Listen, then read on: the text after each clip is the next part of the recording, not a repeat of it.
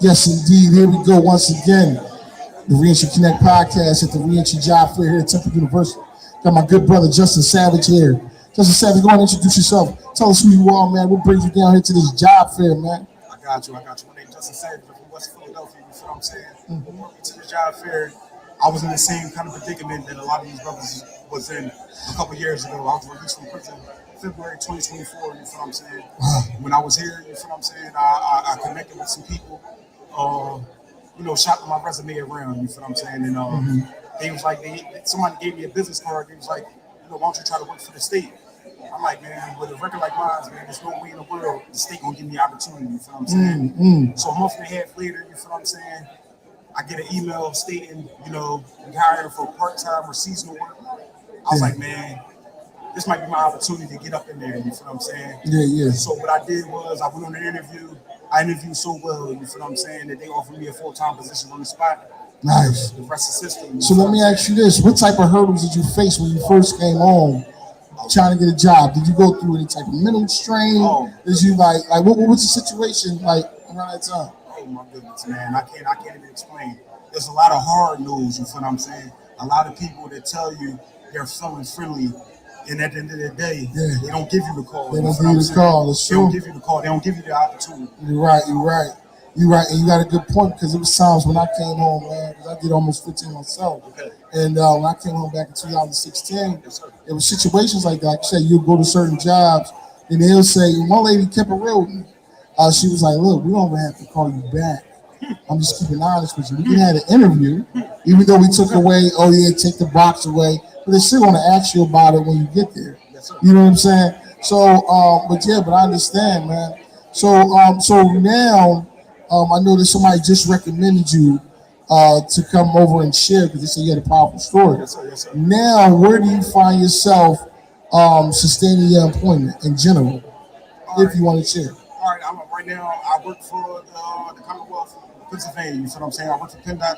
I'm a transportation equipment operator. You feel what I'm saying? Like I said, with PennDOT, it was the only company that actually called me back. You feel what I'm saying? Willing to shake the dice and give a brother like me a fair chance. You feel what I'm saying?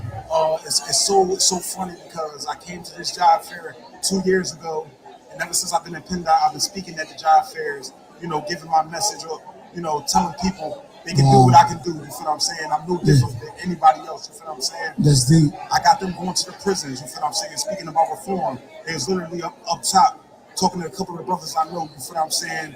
And you feel what I'm saying? They trying to give out employment before the brothers even touch home. You feel what I'm saying? That's deep. Out of all places, when you said PennDOT, I'm actually shocked. Yes, sir. Like, you know what I'm saying? Yes, you hear, you think of that, you think of the state or federal. They, a lot of them say, we'll give you, like you said, they'll give you jobs. They don't be calling us back, man. Absolutely not. We just keep it away. They don't be calling us back. But you just said PennDOT, like, hold up. Like, you know what I'm saying? I mean, that it is some little hope out here.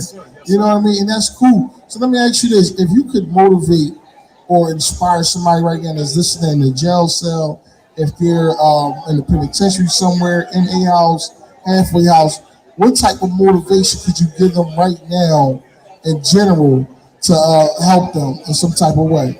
What would you say? Man, in short, I would really tell them, if there's a will, there's a way. I remember being in that cell on H Block, you feel what I'm saying? Thinking about my kids, you feel what I'm saying? Going to them visits, virtual visits, you feel what I'm saying? Not being able to touch your kids, you feel what I'm saying? As the years go by, then you watch them. I watched my youngest daughter in 2017 get born. I was down CFCF, you feel what I'm saying? Now she wasn't talking, now she walking and talking. Personality, you feel what I'm saying? Does anybody in the cell, they know what it feel like, you feel what I'm saying? They know what that pain feel like, you feel what I'm saying? Yeah. But I can't resort back to my old ways, you feel what I'm saying? I can't do that, you feel what I'm saying? Yeah. When you come out here, you gotta force yourself to be uncomfortable, you feel what I'm saying? Change is uncomfortable, you feel what I'm saying? Absolutely. Like I said, bro, I came home. I lost my father. We had the best reputation, you feel what I'm saying? But we got closer over the time when I was up top. I got my green sheet. And over the time I was up there, he was like, you know what, I can't wait to kind of build something. I'm like, bro, we ain't had the best relationship. I was like, man, for my daughters, just be there for them. You feel what I'm saying? Give them the guidance. You feel what I'm saying? Yeah. 5 days before I was about to come home, I get on the phone. Yeah. My sister called me. She like, yo, you gotta talk to your pop. I'm like, yeah, all right. She's like, he got on the phone. He's like, Justin, I'm sorry. I'm like, damn, for what? He's like, man, I ain't gonna be here by the time you come home. I'm like, damn, bro. I'm like, you gonna be cool. You feel what I'm saying? I'll be here in a couple days. Yeah. Long story short, bro, he had pads. I went up, we had a lockdown. I ended up going to my cell. He was locked down for a couple days. I get back on the jet. They told me he was going. You feel what I'm saying? Wow, I'm sorry to hear that, Yeah, man. bro. But I learned a lot from that. Learned a lot from that. You feel what I'm saying? Yeah. Had to come home and be a better, better man for my family. Yeah. Try to set my kids up. And that's what drives me every day. You feel what I'm saying? Absolutely. It drives me. I gotta take care of the family. That's A lot of powerful. people talk about doing it. I'm the bull 10 toes down. They do it every day. Every day. That's a powerful. There it is, a life transformation. As he said when he first came on, he said, I live a different type of life now, man. That's very powerful. So you just seen if he could do it, you can do it. So feel encouraged by his message. That man has put a lot of his testimony, a lot of things he's been through out here, and that just shows strength. We appreciate you, Justice Savage. We appreciate you coming on here. Like I said, it's the Reentry Connect podcast here at the Reentry Job Fair. And like I said, without further ado, we're going to go ahead and end this podcast. If you want to shout out anybody, feel free to do so. Just my family, my guys on the block, they know where we at, you feel what I'm saying? Okay, cool. The guys up top, man. Keep Up top. hold your head, man. Hold your head, peace.